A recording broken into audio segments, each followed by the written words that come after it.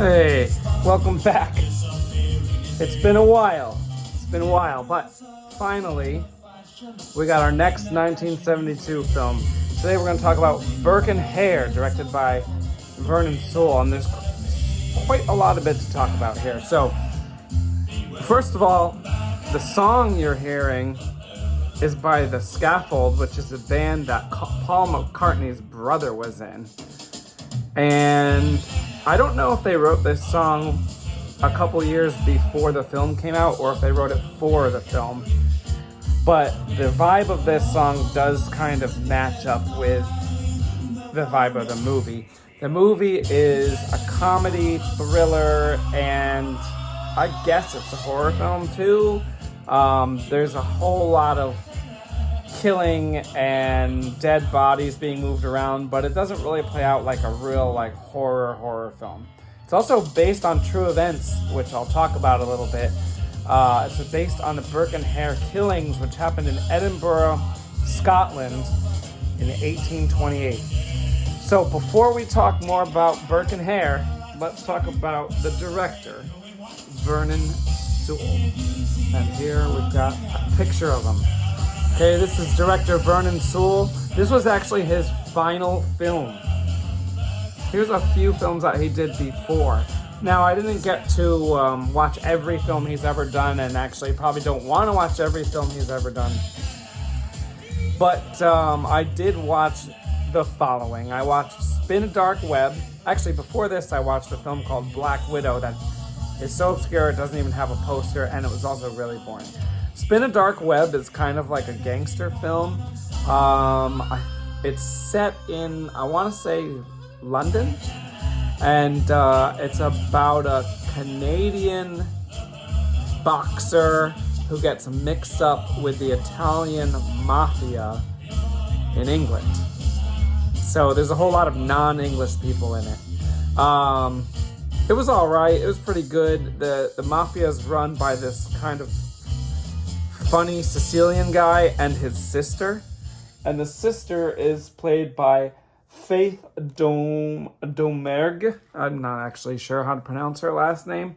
And this is an early role for her. She pops up here and there.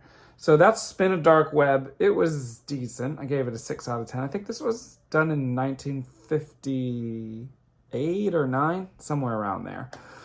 Then he did, let's see, House of Mystery. This was okay. This one, basically an hour-long little story with a surprise ending and a supernatural twist. So that one was okay. House of Mystery. Okay. Then he did, this one is really good. The Man in the Back Seat. So we'll talk about this for a minute. The Man in the Back Seat is a crime thriller where these two guys, I think this one's based in London. These two guys go to rob this man who is going to make a deposit drop.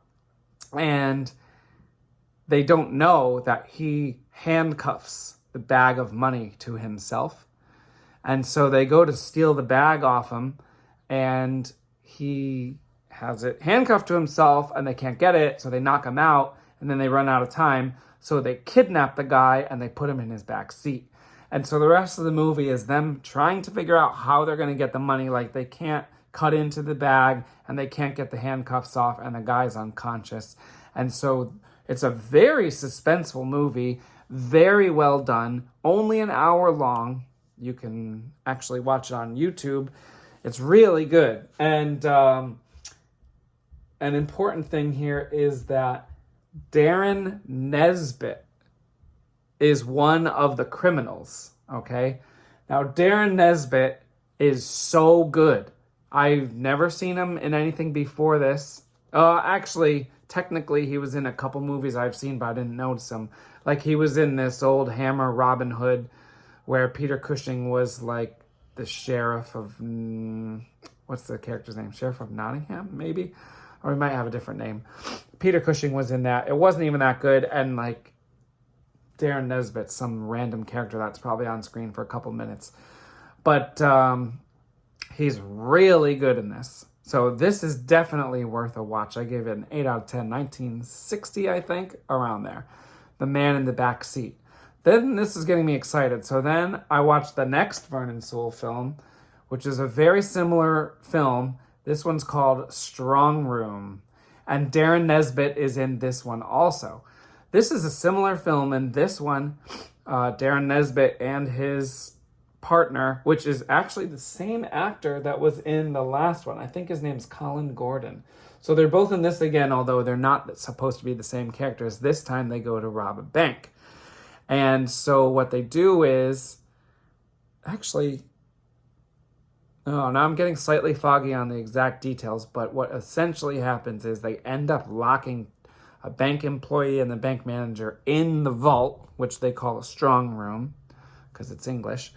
And they like get away, but this, so in the last one, Man in the Back Seat, Darren Nesbitt's partner like has a conscience and doesn't really want to do all this, and Darren Nesbitt's character like doesn't care, he just wants the money.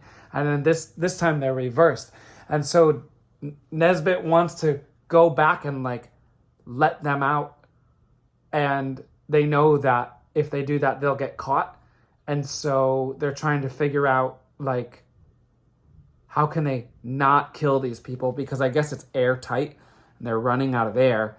So they don't want to kill these people that are in there, but they, want to not get caught. So again, very suspenseful, really good, excellent. Actually, again, it's only an hour. So I don't know how common it was to do these like 1 hour films in England in like 1960, 1961, but they're really good. Like, they don't have time to get boring, and it's just like suspense the whole way through. Really good, and Darren Nesbitt is excellent in it. Okay. Next, he did a couple of movies I didn't watch after this, and I just didn't really care based on their plots. But then he started doing horror films. So now we have The Blood Beast Terror. This is like 7 years later in 1968. The Blood Beast Terror. Look at this monster. Actually, the monster didn't really look that good in the movie. But this movie does feature Peter Cushing. And it's a really early Tigan release. Tigan did Witchfinder General. They did Satan's Skin, which I've talked about on here. I gave it its own video and talked about it other times because I think Satan's Skin is really good. Well, Satan's Skin was 1971, and this was 68. An old, one of the first Tigan films. Tigan did like, I think they were around from 67 or 68 until like 72 or 3. 73. 73 is their last film. So not that long. Maybe they did like 7 or 8 horror films, but some of them are really good. This one is okay. Actually, if Peter Cushing wasn't in it, it wouldn't really be that good. But if you like didn't see this poster, it plays out like a vampire film, but then it turns out that it's not a vampire, it's a giant moth creature that sucks blood. So it was pretty good. If the moth creature looked better, it would have been great, because all the acting is good. Peter Cushing's great. But yeah, this one gets a 6 out of 10. That's 1968. Then also in 1968, he did this movie, The Curse of the Crimson Altar, which was released in the United States as The Crimson Cult. This one features Boris Karloff, Christopher Lee, Michael Gough, and Barbara Steele. All 4 of them are in this movie. So, and this is also Boris Karloff's last English or American film. The only films he did after this were those 4 Mexican films that I've talked about. Some were released in the 70s. So this is his last English or American film, or any non-Mexican film for that matter. And this one was good. It's actually partially or mostly based on H.P. Lovecraft's The Dreams in the Witch House, except instead of a cosmic horror angle, it goes for like a traditional English witch burning type angle. It's really good. Christopher Lee owns a mansion that's also an inn. And actually, the main character is played by Mark Eden, who unfortunately doesn't really stand out, but he's fine. He's looking for his brother, and he finds out that his brother stayed at this inn. So he goes, talks to Christopher Lee. Christopher Lee says his brother wasn't there. So there's like a whole mystery going on. And there's a festival in the town that happens once a year. And the festival remembers the burning of this witch from 300 years before. Well, Christopher Lee is related to the witch. And it turns out that Mark Eden is related to one of the witch accusers. So this one's good. This is definitely a good movie. This one I gave 7 out of 10. Okay. Now, Burke Hare. Now, Burke Hare is a more obscure, lesser-known film than these others.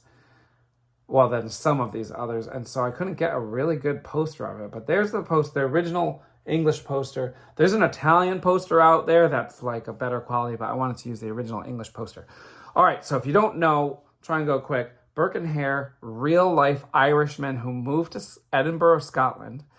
In 1828, they discovered that there was this guy named Professor Knox, and Professor Knox was a professor at the local university, and he taught like anatomy classes, and he was a surgeon.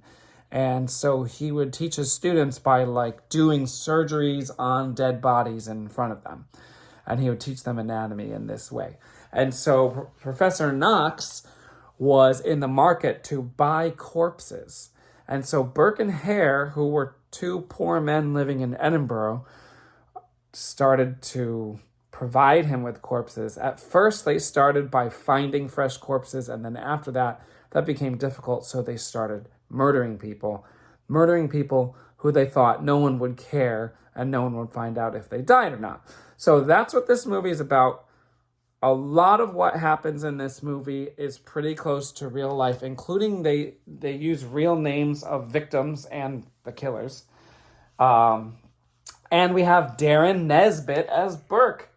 Can't really see it. It's like pretty blurry there, but Darren Nesbitt is Burke. Now this came out 12 years after those two, or 11 years after those two suspenseful thrillers that I mentioned he was in, but he is still great here. And he even uses a different accent. He uses an Irish accent, and it sounds good to me. Sometimes Americans try to do some sort of British, English, Irish, Scottish accent, and it sounds really bad, but it seems that when people from the UK try to do other UK accents, it usually works out.